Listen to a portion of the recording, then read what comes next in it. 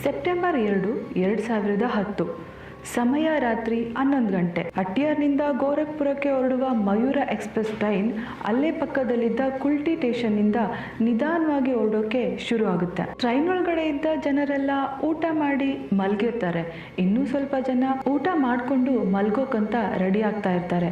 So ನಿಧಾನವಾಗಿ ಹೊರಡ್ತಿದ್ದ train ಸ್ವಲ್ಪ ದೂರ ಹೋದಾಗ ವೇಗವಾಗಿ ಚಲಿಸುತ್ತಾ ಒಂದು ಕಾಡಿನ ಮಧ್ಯೆ ಹೋಗಿ ಸಡನ್ ಆಗಿ ನಿಂತೋಗುತ್ತೆ. ಈ ತರ ಕಾಡಿನ ಮಧ್ಯೆ ಸಡನ್ ಆಗಿ ರೈಲ್ ನಿಂತೋಗುತ್ತೆ.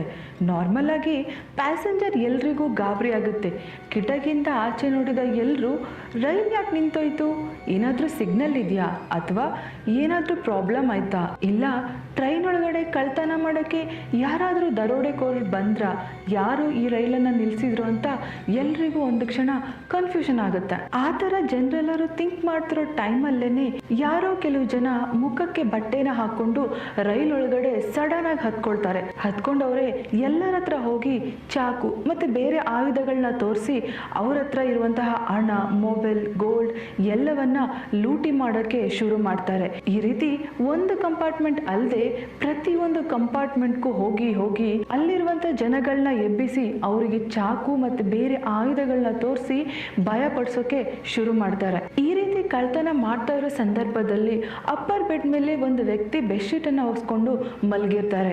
ಸೊ ಅವ್ರ ಹತ್ರ ಒಬ್ಬ ಕಳ್ಳ ಹೋಗಿ ಬೆಡ್ಶೀಟ್ ಅನ್ನ ಎಳೆದು, ನಾವು ದರೋಡೆ ಮಾಡಕ್ ಬಂದಿದ್ದೀವಿ, ಮರ್ಯಾದೆಯಿಂದ ನಿನ್ನ ಹತ್ರ ಇರುವಂತಹ ಎಲ್ಲ ವಸ್ತುಗಳನ್ನ ಕೊಡು, ಇಲ್ಲ ಅಂದ್ರೆ ಈ ಚಾಕುನಿಂದ ನಿನ್ನ ಕೊಲೆ ಮಾಡ್ಬಿಡ್ತೀನಿ ಅಂತ ಹೇಳ್ತಾರೆ. ಎಚ್ಚರಗೊಂಡ ಆ ವ್ಯಕ್ತಿ, ಅರೆ ನಿಶಬ್ದವಾಗಿ ಹೋಗ್ತಾ ಇದ್ದಂತಹ ಈ ಟ್ರೈನ್ಗೆ ಏನಾಯ್ತು, ಇವರೆಲ್ಲ ಯಾರು ಅಂತ ನಿದ್ದೆಗಣ್ಣಿಂದನೇ ಆ ವ್ಯಕ್ತಿ ಮುಖಾನ ನೋಡ್ತಾನೆ. ಈ ಕಡೆಯಿಂದ ಕಳ್ಳ, ನಾ ಹೇಳ್ದಾಗೆ ನಿನ್ನ ಹತ್ರ ಇರುವ ಎಲ್ಲಾ ವಸ್ತುಗಳನ್ನ ಕೊಟ್ಬಿಡು, ಇಲ್ಲ ಅಂದ್ರೆ ಅನ್ಯಾಯವಾಗಿ ನಿನ್ ಪ್ರಾಣ ಹೋಗುತ್ತೆ ಅಂತ ಭಯ ಪಡಿಸೋಕೆ ಶುರು ಮಾಡ್ತಾನೆ. ಅದಕ್ಕೆ ಅಪ್ಪರ್ ಬೆಡ್ ಮೇಲೆ ಮಲಗಿದ್ದ ಆ ವ್ಯಕ್ತಿ ಆ ಕಳ್ಳನನ್ನ ಕರೆದು ಅವನ ಕಿವಿಯಲ್ಲಿ ಏನು ಒಂದು ವಿಷಯವನ್ನ ಹೇಳ್ತಾನೆ. ಆ ವಿಷಯ ಕೇಳಿದ ಅವನು ಒಂದು ಕ್ಷಣ ಗಾಬರಿಯಾಗಿ ಆ ಜಾಗನ ಬಿಟ್ಟು ಮುಂದೆ ಹೋಗಿ ರಾಬ್ರಿ ಮಾಡೋಕೆ ಶುರು ಮಾಡ್ತಾನೆ. ಇದನ್ನೆಲ್ಲ ಆ ವ್ಯಕ್ತಿ ಅಪ್ಪರ್ ಬೆಡ್ ಮೇಲೆ ಕೂತ್ಕೊಂಡು ನೋಡ್ತಾನೆ ಇರ್ತಾನೆ.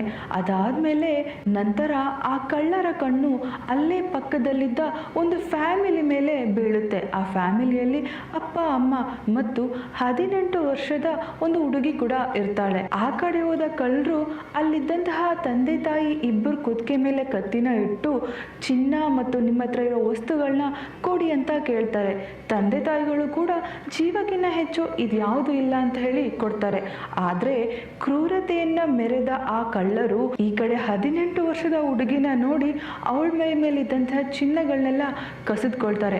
ಅಷ್ಟೇ ಆಗಿದ್ರೆ ಬಹುಶಃ ಆವತ್ತು ಆ ಕಳ್ಳರು ಬದುಕುಳಿತಿದ್ರೋ ಏನೋ. ಆದ್ರೆ ಅವರ ಕ್ರೂರತೆ ಮಿತಿ ಮೀರಿ 18 ವರ್ಷದ ಹುಡುಗಿ ಮೇಲೆ ಅತ್ಯಾಚಾರ ಮಾಡೋಕ್ಕೆ ಮುಂದಾಗ್ತಾರೆ. ಇದನ್ನು ನೋಡಿದ ತಂದೆ ತಾಯಿಗಳಿಬ್ರು ಗೋಳಾಡ್ತಾ ಕಿರ್ಚಾಡ್ತಾ, ನನ್ನ ಮಗಳನ್ನ ಯಾರಾದರೂ ಕಾಪಾಡಿ, ಇಲ್ಲಿ ಅನಾಚಾರ ನಡೀತಿದೆ, ದಯವಿಟ್ಟು ಯಾರಾದರೂ ಕಾಪಾಡಿ ಅಂತ ಕೂಗ್ತಾ ಇರ್ತಾಳೆ. ಈ ಕೂಗಿನ ಶಬ್ದ ಕೇಳಿದ ಆ ಅಪ್ಪರ್ ಬೆಡ್ ಮೇಲೆ ಮಲಗಿದ ವ್ಯಕ್ತಿ ತಕ್ಷಣ ತನ್ನಲ್ಲಿದ್ದಂತಹ ಕುಕ್ರಿ ಎಂಬ ಕತ್ತಿಯನ್ನ ಇಟ್ಕೊಂಡು ಕೆಳಗಡೆ ಬರ್ತಾರೆ. ಇಷ್ಟಕ್ಕೂ ಈ ಕುಕ್ರಿ ಎಂಬ ಕತ್ರಿ ಗೂರ್ಖಗಳ ಹತ್ರ ಮಾತ್ರ ಇರುತ್ತೆ, ಇಲ್ಲಾಂದ್ರೆ ನಾರ್ಮಲ್ ಆಗಿ ಸಾಮಾನ್ಯ ಜನರ ಹತ್ರ ಈ ತರ ಕತ್ರಿ ಇರೋಕೆ ಚಾನ್ಸೇ ಇಲ್ಲ. ಹಾಗಿದ್ರೆ ಆ ವ್ಯಕ್ತಿ ಯಾರು? ಈ ವ್ಯಕ್ತಿ ಗೂರ್ಖ ಆಗಿದ್ನ? ಕುತ್ರಿ ಎಂಬ ಕತ್ತಿ ಈ ವ್ಯಕ್ತಿ ಹತ್ರ ಹೇಗ್ ಬರುತ್ತೆ? ಕತ್ತಿಯಿಂದ ಅಲ್ಲಿದ್ದಂತಹ ಎಲ್ಲ ದರೋಡೆಕೋರಿಗೆ ಅವ್ರು ಏನ್ ಮಾಡಿದ್ರು? ಆ ಹುಡುಗಿ ಪ್ರಾಣನ ಮಾನನ ರಕ್ಷಣೆ ಮಾಡಿದ್ರ? ಆವಾಗ್ಲೇ ನಾನು ಹೇಳ್ದಂಗೆ ಆ ಕಳ್ಳನ ಕಿವಿಯಲ್ಲಿ ಏನೋ ಒಂದು ವಿಷಯನ ಹೇಳಿದ್ರು. ಅದನ್ನ ಕೇಳಿ ಆ ಕಳ್ಳ ಹೆದರ್ಕೊಂಡ ಅಂತ ಹೇಳಿದ್ನಲ್ಲ, ಇಷ್ಟಕ್ಕೂ ಆ ವಿಷಯ ಆದ್ರೂ ಏನು? ಇಡೀ ಇಂಡಿಯನ್ ಆರ್ಮಿನೇ ಗೌರ್ನಮೆಂಟೇ ಮೆಚ್ಚಿದಂತಹ ಒಂದು ಸತ್ಯದ ಕಥೆನೇ ನಾವಿವತ್ತು ಮಾತಾಡಕ್ ಹೊರಟಿರೋದು. ನಮಸ್ಕಾರ ಚದುರಂಗ ವೀಕ್ಷಕರೇ, ನೀವು ನೋಡ್ತಾ ಇದ್ದೀರಾ ಚದುರಂಗ ನೈಜ ಕಥೆಗಳು. ನಾನು ದೀಪಿಕಾ. ಬನ್ನಿ ಇವತ್ತಿನ ಈ ನೈಜ ಕಥೆ ಏನಾಯ್ತು ಅಂತ ನೋಡೋಣ.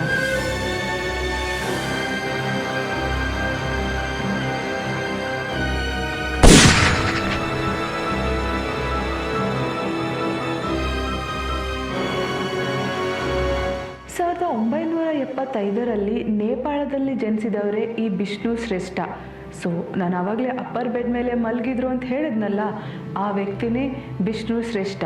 ಬಿಷ್ಣು ಶ್ರೇಷ್ಠ ಅವರು ವಿದ್ಯಾಭ್ಯಾಸ ಮುಗಿಸಿದ ಮೇಲೆ ಗೋರಖ್ಪುರದಲ್ಲಿ ಗೂರ್ಖಾ ಆಗಿ ಕೆಲಸಕ್ಕೆ ಸೇರ್ತಾರೆ. ತಮ್ಮ ಸ್ಕೂಲ್ ವಿದ್ಯಾಭ್ಯಾಸವನ್ನ ಮುಗಿಸಿದ ಬಿಷ್ಣು ಶ್ರೇಷ್ಠ ಅವರು ಉತ್ತರ ಪ್ರದೇಶದ ಗೋರಖ್ಪುರಂ ಎಂಬ ಊರಿನಲ್ಲಿ ಗೂರ್ಖಾ ಆಗಿ ಕೆಲಸ ಮಾಡ್ತಾರೆ. ಸೊ ಅಲ್ಲಿ ಕೆಲಸ ಮಾಡ್ತಿರುವ ಕಾರಣಕ್ಕಾಗಿ ತನ್ನ ಫ್ಯಾಮಿಲಿನೆಲ್ಲಾನು ಗೋರಖ್ಪುರಕ್ಕೆ ಶಿಫ್ಟ್ ಮಾಡ್ತಾರೆ. ಸೊ ಹಾಗಾಗಿನೇ ಬಿಷ್ಣುಗೆ ಆ ಕುಕ್ರಿ ಕತ್ತಿ ಸಿಕ್ಕಿರುತ್ತೆ. ಅದಲ್ಲದೆ ಬಿಷ್ಣು ಅವರಿಗೆ ಸಣ್ಣ ವಯಸ್ಸಿನಿಂದಲೂ ಇಂಡಿಯನ್ ಆರ್ಮಿಗೆ ಸೇರ್ಬೇಕಂತ ತುಂಬಾ ಆಸೆ ಇರುತ್ತೆ. ಇಂಡಿಯನ್ ಆರ್ಮಿ ಅಂತ ಕೇಳಿದ ತಕ್ಷಣ ನಮ್ಮೆಲ್ಲರ ಮೈ ರೋಮಾಂಚನ ಆಗುತ್ತಲ್ವಾ? ಥಿಂಕ್ ಮಾಡಿ, ವಿಷ್ಣು ಶ್ರೇಷ್ಠ ಚೈಲ್ಡ್ಹುಡ್ ಇಂದನೂ ಇಂಡಿಯನ್ ಆರ್ಮಿಗೆ ಸೇರ್ಲೇಬೇಕು ಎಂಬ ಆಸೆಯಿಂದ ಇಂಡಿಯನ್ ಆರ್ಮಿಗೆ ಜಾಯಿನ್ ಆಗ್ತಾರೆ. ನೇಪಾಳದ ಜನರಿಗೆಲ್ರಿಗೂ ಇಂಡಿಯನ್ ಆರ್ಮಿಗೆ ಸೇರ್ಬೇಕಂದ್ರೆ ಒಂದು ಸ್ಪೆಷಲ್ ಕೋಟಾನೇ ಇರುತ್ತೆ. ಸೊ ಆ ಕೋಟಾದ ಮೇಲೆ ಇಂಡಿಯನ್ ಆರ್ಮಿ ಟ್ರೈನಿಂಗ್ ಎಲ್ಲ ತಗೊಂಡು ಅವ್ರು ನೆನೆಸಿದ ಹಾಗೆ ಇಂಡಿಯನ್ ಆರ್ಮಿಗೂ ಕೂಡ ಜಾಯಿನ್ ಆಗ್ತಾರೆ. ಅದರಲ್ಲಿ ವಿಷ್ಣು 8th ಗೂರ್ಖಾ ಇನ್ಫಾರ್ಮೇಟರಿ ಹಾಗೂ 7th ಬಟಾಲಿಯನ್ ಆಗಿ ಸೆಲೆಕ್ಟ್ ಕೂಡ ಆಗ್ತಾರೆ.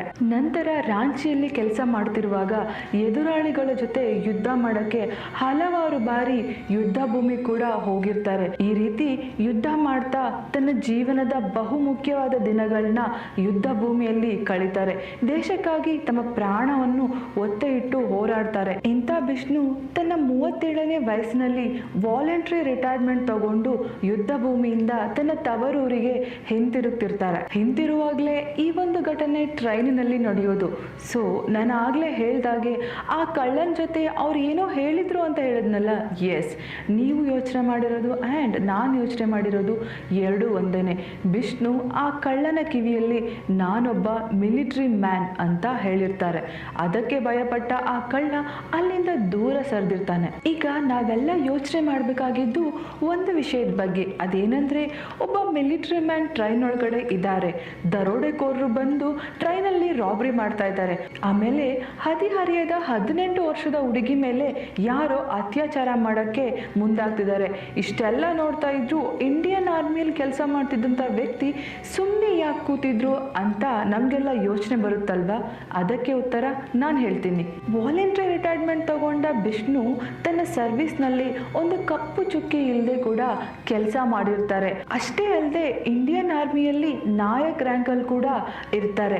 ಇಷ್ಟೆಲ್ಲ ಆದಮೇಲೆ ವಾಲಂಟರಿ ರಿಟೈರ್ಮೆಂಟ್ ತಗೊಂಡು ತನ್ನ ಸಂಸಾರದ ಜೊತೆ ಕುಟುಂಬದವ್ರ ಜೊತೆ ಸಂತೋಷವಾಗಿ ಇರುವಷ್ಟು ದಿನ ಆರಾಮಾಗಿರ್ಬೇಕು ಅಂತ ಹಲವಾರು ಕನಸುಗಳನ್ನ ಹೊತ್ಕೊಂಡು ಯುದ್ಧ ಭೂಮಿಯಿಂದ ತನ್ನ ತವರೂರಿಗೆ ವಾಪಸ್ ಆಗ್ತಾ ಇರ್ತಾರೆ. ತನ್ನ ಸ್ವಂತ ಊರಾದ ಗೋರಖ್ಪುರಕ್ಕೆ ಟಿಕೆಟ್ ಬುಕ್ ಮಾಡಿ ರಾಂಚಿ ರೈಲ್ವೆ ಸ್ಟೇಷನ್ ಅಲ್ಲಿ ತಮ್ಮ ರೈಲಿಗಾಗಿ ಕಾಯ್ತಾ ಇರ್ತಾರೆ ವಿಷ್ಣು. ತನ್ನ ರೈಲಿಗಾಗಿ ಕಾಯ್ತಾ ಇದ್ದ ವಿಷ್ಣು ಸಮಯಕ್ಕೆ ಸರಿಯಾಗಿ ಟ್ರೈನ್ ರೈಲ್ವೆ ಸ್ಟೇಷನ್ಗೆ ಬರುತ್ತೆ. ಗೋರಖ್ಪುರಕ್ಕೆ ಹೋಗುವ ಟ್ರೈನ್ಗೆ ಹತ್ತಿ ಕೂತ್ಕೋತಾರೆ.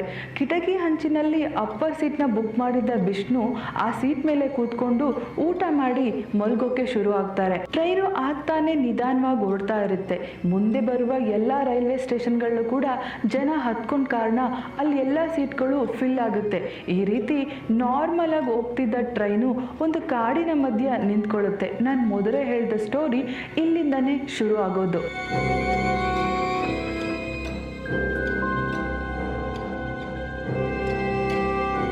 ಹೋಗ್ತಾ ಇರುವ ಟ್ರೈನು ಗುಲ್ಟಿ ಎಂಬ ರೈಲ್ವೆ ಸ್ಟೇಷನ್ ಅಲ್ಲಿ 2 ನಿಮಿಷ ನಿಲ್ಲುತ್ತೆ. ಅಲ್ಲಿ ಸ್ವಲ್ಪ ಜನ ದರೋಡೆಕೋರರು ಟ್ರೈನ್ ಒಳಗಡೆ ಹತ್ಕೊಂಡಿರುತ್ತೆ. ಈ ರೀತಿ ಹೊರಟ ಟ್ರೈನು ಗುಲ್ಟಿ ಮತ್ತು ಚಿತ್ರಾಂಜಲಿ ಎಂಬ ಊರಿನ ನಡುವೆ ಒಂದು ದೊಡ್ಡ ಕಾಡಿನಲ್ಲಿ ನಿಲ್ಲುತ್ತೆ. ನಿಂತ ತಕ್ಷಣ ಮತ್ತೆ ಆ ಕಾಡಿನೊಳಗೆ ವೇಟ್ ಮಾಡ್ತಿದ್ದಂತಹ ದರೋಡೆಕೋರ್ ಎಲ್ಲರೂ ಟ್ರೈನ್ ಒಳಗಡೆ ಹತ್ಕೋತಾರೆ. ಈ ರೀತಿ ಹತ್ಕೊಂಡವ್ರೆ ಕಂಪಾರ್ಟ್ಮೆಂಟ್ ಇಂದ ಕಂಪಾರ್ಟ್ಮೆಂಟ್ಗೆ ಹೋಗಿ ಅಲ್ಲಿದ್ದ ಎಲ್ಲಾ ಜನಗಳಿಗೆ ಭಯ ಪಡಿಸಿ ಹೊಡೆದು ಅವ್ರ ಹತ್ರ ಇದ್ದಂತಹ ಹಲವಾರು ಚಿನ್ನ, ಮೊಬೈಲ್, ಲ್ಯಾಪ್ಟಾಪ್ ಗಳನ್ನ ದರೋಡೆ ಮಾಡಕ್ಕೆ ಶುರು ಮಾಡ್ತಾರೆ. ಈಗ ಕತೆ ಮೊದಲು ನಾ ಹೇಳ್ದಾಗೆ ಒಂದು ಫ್ಯಾಮಿಲಿ ಹತ್ರ ಹೋಗಿ ಟಾರ್ಚರ್ ಮಾಡಿ ಅವ್ರ ಹತ್ರ ಇದ್ದಂತಹ ಎಲ್ಲಾ ವಸ್ತುಗಳನ್ನ ದೋಚಿ ಮತ್ತೆ ಆ ಹುಡುಗಿನ ಅತ್ಯಾಚಾರ ಮಾಡಕ್ಕೆ ಮುಂದಾದ್ರು ಅಂತ ಹೇಳಿದ್ನಲ್ಲ, ಅಲ್ಲಿಂದಲೇ ನಮ್ಮ ರಿಯಲ್ ಹೀರೋ ಸ್ಟೋರಿ ಶುರು ಆಗೋದು.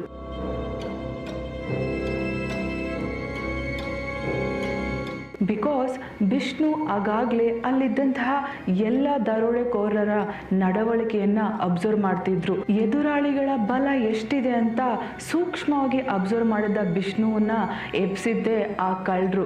ರಿಯಲ್ ಮಿಲಿಟರಿ ಮ್ಯಾನ್ ಅನ್ನ ಎಬ್ಸಿದ್ರೆ ಏನಾಗುತ್ತೆ ಅಂತ ಈ ಸ್ಟೋರಿಯಿಂದನೇ ಎಲ್ಲರಿಗೂ ಅರ್ಥ ಆಗೋದು. ಈ ರೀತಿ ಹುಡುಗಿ ಹತ್ರ ಹೋಗಿ ಅತ್ಯಾಚಾರಕ್ಕೆ ಮುಂದಾದ ಕಳ್ಳನನ್ನ ಸಹಿಸಿಕೊಳ್ಳಲಾಗದೆ ವಿಷ್ಣು ತನ್ನ ಕುಕ್ರಿ ಎಂಬ ಕತ್ತಿಯನ್ನ ತಗೊಂಡು ಅಲ್ಲಿದ್ದ 3 ಜನ ಕಳ್ಳರನ್ನ ಶರವೇಗದಲ್ಲೇ ಚುಚ್ಚಿ ನೆಲಕ್ಕೆ ಬೀಳಿಸ್ತಾರೆ. ಅಲ್ಲಿ ಏನ್ ನಡೀತಿದೆ ಅಂತ ಗೊತ್ತಾಗಕ್ಕೂ ಮುಂಚೆ ಆ 3 ಜನ ಕಳ್ಳರು ಪ್ರಾಣ ಬಿಡ್ತಾರೆ. ಇತ್ತ ತಮ್ಮ ಜೊತೆ ಬಂದಿದ್ದಂತಹ 3 ಜನ ವ್ಯಕ್ತಿನ ಯಾರೋ ಕೊಲೆ ಮಾಡಿದ್ರು ಅಂತ ಉಳಿದ 37 ಜನ ಕಳ್ಳರು ವಿಷ್ಣುವನ್ನ ನೋಡ್ಕೊಂಡು ಅವ್ರ ಮೇಲೆ ಅಟ್ಯಾಕ್ ಮಾಡಕ್ಕೆ ಬಂದಿರ್ತಾರೆ. ಆದ್ರೆ ಅವರೊಂದು ವಿಷಯನ ಮರ್ತಿದ್ದಾರೆ.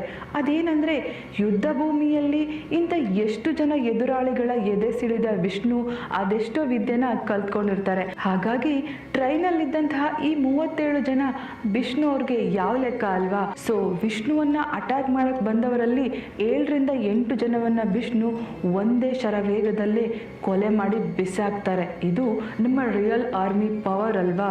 ಈ ರೀತಿ ಜಗಳ ನಡೆಯುವಾಗ್ಲೇ ಕೈ ತಪ್ಪಿ ವಿಷ್ಣುವಿನ ಕುಕ್ರಿ ಕತ್ತಿ ಕೆಳಗಡೆ ಬಿದ್ದ್ಬಿಡುತ್ತೆ. ಇದನ್ನ ನೋಡಿದ ಒಬ್ಬ ಕಳ್ಳ ಅದನ್ನ ತೆಗೆದು ವಿಷ್ಣು ಕೈಗೆ ಗಾಯ ಮಾಡ್ತಾರೆ.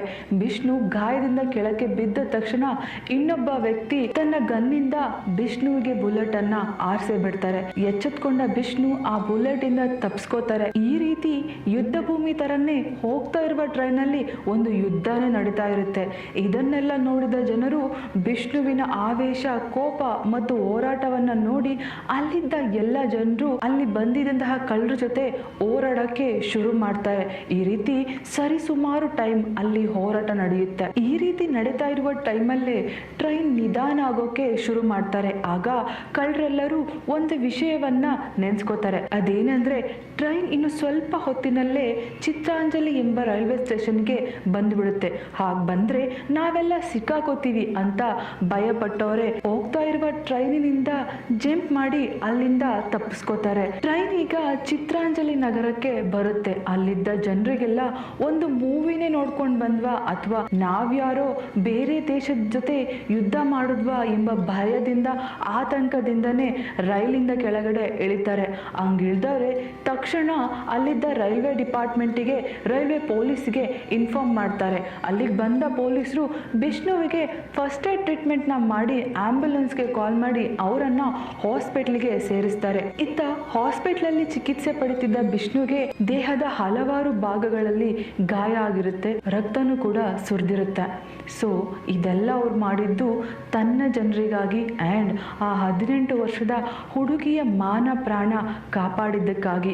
ಈ ವಿಷಯ ನಿಧಾನವಾಗಿ ಎಲ್ಲರಿಗೂ ಗೊತ್ತಾಗುತ್ತೆ. ವಿಷಯವನ್ನ ತಿಳ್ಕೊಂಡ ಎಲ್ಲ ಜನರು ಹಾಗೂ ಸೋಷಿಯಲ್ ಮೀಡಿಯಾ, ಇಂಟರ್ನೆಟ್ ಹೀಗೆ ಹಲವಾರು ಪ್ಲಾಟ್ಫಾರ್ಮ್ಗಳಲ್ಲಿ ಆ್ಯಂಡ್ ಎಲ್ಲ ಜನರು ವಿಷ್ಣುಗೆ ಅಭಿನಂದನೆಗಳನ್ನ ಸಲ್ಲಿಸ್ತಾರೆ. ಟ್ರೈನಲ್ಲಿದ್ದ ಅಷ್ಟು ಜನರನ್ನ ಕಾಪಾಡಿ ಒಂದು ಹುಡುಗಿಯ ಮಾನ ಪ್ರಾಣವನ್ನ ಕಾಪಾಡಿದ ವಿಷ್ಣುವಿಗೆ ಇಂಡಿಯನ್ ಗವರ್ನಮೆಂಟ್ ಜೀವ ರಕ್ಷಾ ಎಂಬ ಅವಾರ್ಡ್ ಅನ್ನ ಕೊಟ್ಟು ಗೌರವಿಸ್ತಾರೆ. ಅಲ್ಲದೆ ವಿಷ್ಣುವಿನ ವೀರತೆಯನ್ನು ಮೆರೆದು ಸ್ನೇಹ ಮೆಡಲ್ ಎಂಬ ಅವಾರ್ಡ್ ಅನ್ನು ಕೊಟ್ಟು ಗೌರವಿಸ್ತಾರೆ. ವಿಷ್ಣುವಿಗೆ ಬಟಾಲಿಯನ್ ಯೂನಿಟ್ ನಲ್ಲಿ ಪ್ರಮೋಷನ್ ಕೂಡ ಕೊಡ್ಬೇಕು ಅನ್ಕೋತಾರೆ. ವಾಲಂಟರಿ ರಿಟೈರ್ಮೆಂಟ್ ತಗೊಂಡಿರೋ ಕಾರಣ ಅವರಿಗೆ ಪ್ರಮೋಷನ್ ಕೊಡಕ್ಕಾಗಲ್ಲ.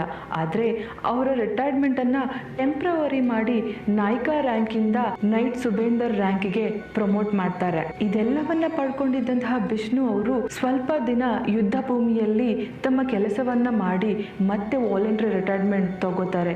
ಸೊ ಈ ಟೈಮಲ್ಲೇ ಇಂಡಿಯನ್ ಗವರ್ನಮೆಂಟ್ ಅವರಿಗೆ 50,000 ರೂಪಾಯಿ cash and silver plated Khukri ಕತ್ತಿಯನ್ನ ಕೊಟ್ಟು ಅಭಿನಂದನೆಯನ್ನ ಸಲ್ಲಿಸ್ತಾರೆ. ಹಾಗೂ ರೈಲಿನಲ್ಲಿ ತಮ್ಮ ಹೋರಾಟವನ್ನ ಮೆರೆದು ಎಲ್ಲರ ಪ್ರಾಣವನ್ನ ಕಾಪಾಡಿದ ವಿಷ್ಣು ಹಾಗೂ ಒಂದು ಹುಡುಗಿಯ ಮಾನ ಪ್ರಾಣವನ್ನ ಕಾಪಾಡಿದ್ದ ಕಾರಣಕ್ಕಾಗಿ ವಿಷ್ಣು ಅವರಿಗೆ ರೈಲು ಮತ್ತೆ ಫ್ಲೈಟ್ಗಳಲ್ಲಿ ಕೆಲವು ಸೌಲಭ್ಯಗಳನ್ನು ಕೊಡ್ತಾರೆ. ಇದೆಲ್ಲಕ್ಕಿಂತ ಹೆಚ್ಚು ಇನ್ನೊಂದು ವಿಷಯ ಇದೆ. ಅದೇನೆಂದ್ರೆ ತಮ್ಮ ಮಗಳನ್ನ ಆ ದಿನ ಕಾಪಾಡಿದಂತಹ ವಿಷ್ಣುವಿಗೆ ತಂದೆ ತಾಯಿಗಳು ಇಬ್ಬರು ಬಂದು ಅವರಿಗೆ ಒಂದು ದೊಡ್ಡ ಉಡುಗೊರೆಯನ್ನೇ ಕೊಡೋಕೆ ಮುಂದೆ ಬರ್ತಾರೆ. ಆದ್ರೆ ವಿಷ್ಣು ಅದನ್ನ ನಿರಾಕರಿಸ್ತಾರೆ. ಬಿಕಾಸ್ ನಾನೊಬ್ಬ ಇಂಡಿಯನ್ ಆರ್ಮಿ, ನಾನೊಬ್ಬ ಸೈನಿಕ, ನನಗೆ ನನ್ನ ದೇಶ ಎಷ್ಟು ಮುಖ್ಯನೋ ನನ್ನ ದೇಶದಲ್ಲಿರುವ ಜನರು ಅಷ್ಟೇ ಮುಖ್ಯ, ಇದು ನನ್ನ ಕರ್ತವ್ಯ. ಆವತ್ತು ಆ ಜಾಗದಲ್ಲಿ ಬೇರೆ ಯಾರೇ ಇದ್ರೂ ನನ್ನ ಪ್ರಾಣವನ್ನ ಕೊಟ್ಟು ನಾನು ಹೋರಾಟ ಮಾಡ್ತಿದ್ದೆ.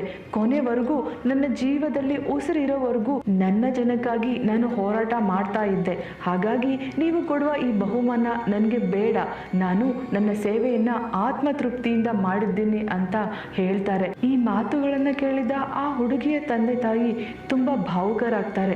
ವಿಷ್ಣುವಿಗೆ ತಮ್ಮ ಎರಡೂ ಕೈಯನ್ನ ಮುಗಿದು ನಮಸ್ಕರಿಸುತ್ತಾರೆ. ಇದಾದ 2 ತಿಂಗಳು ಅಂದ್ರೆ ಡಿಸೆಂಬರ್ನಲ್ಲಿ ಉಳಿದ ಎಲ್ಲ ದರೋಡೆಕೋರರನ್ನ ಪೊಲೀಸರು ಕಂಡಿಡಿತಾರೆ. ಅವ್ರ ಹತ್ರ ಇದ್ದಂತಹ ವೆಪನ್ಗಳು, ಗನ್ಗಳು ಎಲ್ಲವನ್ನ ವಶಪಡಿಸ್ಕೋತಾರೆ. ಆ ಕಳ್ಳರ ಮೇಲೆ attempt to murder, attempt to rape ಈ ರೀತಿ ಕೇಸ್ಗಳನ್ನ ಹಾಕ್ತಾರೆ. ಇದು ತುಂಬಾ ಖುಷಿ ಕೊಡೋ ವಿಷಯನೇ ಆಗಿರುತ್ತೆ. ಈಗ ಈ ಕತೆ ಹೇಳ್ತಿರುವ ನನಗೆ ಮತ್ತು ಕತೆ ಕೇಳ್ತಿರುವ ನಿಮಗೆ ಒಂದು ಕ್ಷಣ ಮೈಯಲ್ಲಿ ರೋಮಾಂಚನ ಆಗುತ್ತೆ, ಗೂಸ್ ಬಂಪ್ಸ್ ಕೂಡ ಬರುತ್ತೆ. ಯಾಕಂದ್ರೆ ರಿಟೈರ್ಮೆಂಟ್ ತಗೊಂಡು ತನ್ನ ಸಂಸಾರ ಜೊತೆ, ಕುಟುಂಬ ಜೊತೆ ಆರಾಮಾಗಿ ಇರ್ಬೇಕಂತ ಹೊರಟ ಒಬ್ಬ ಯೋಧ ಅಲ್ಲೆಲ್ಲೋ ಒಂದು ಟ್ರೈನಿನಲ್ಲಿ ಕೊಲೆ ಆಗ್ತಿದೆ, ಅತ್ಯಾಚಾರ ಆಗ್ತಿದೆ ಅಂತ ತಿಳ್ಕೊಂಡು ತನ್ನ ಕರ್ತವ್ಯ ಇನ್ನೂ ಉಳಿದಿದೆ, ನಾನಿನ್ನು ಸೈನಿಕನೇ, ನಾನಿನ್ನು ಇಂಡಿಯನ್ ಆರ್ಮಿನೇ ಅಂತ ಹೇಳಿ ಹೋರಾಟ ಮಾಡ್ತಾರೆ. ಇದಲ್ವಾ ನಮ್ಮ real hero. So we should salute on ನಮ್ಮ ಇಂಡಿಯನ್ ಆರ್ಮಿ. ನಮ್ಮ ಇಂಡಿಯನ್ ಆರ್ಮಿಗೆ ನಾವು ಯಾವತ್ತೂ ಕೃತಜ್ಞತೆ ಆಗಿರಬೇಕು, ಗೌರವನ್ನ ಸಲ್ಲಿಸಬೇಕು. ಅನ್ನ ಕೊಡೋ ರೈತರಿಗೆ ನಾವೆಷ್ಟು ಗೌರವ ಸಲ್ಲಿಸ್ತೀವೋ ಇಂಡಿಯನ್ ಆರ್ಮಿಯಲ್ಲಿ ಕೆಲಸ ಮಾಡುವ ಪ್ರತಿಯೊಬ್ಬ ಸೈನಿಕರಿಗೂ ನಾವು ಗೌರವವನ್ನ ಸಲ್ಲಿಸಬೇಕು.